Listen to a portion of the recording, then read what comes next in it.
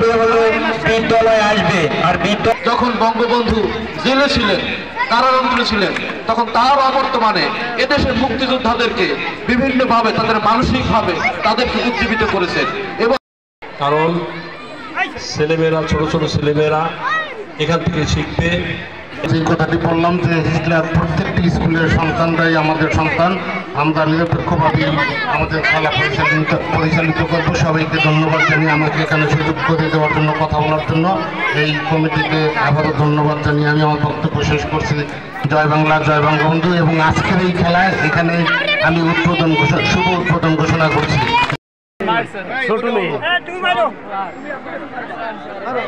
তারিক মাহমুদ তালুকদার সুন্দরভাবে প্রতিযোগিতা করলেন।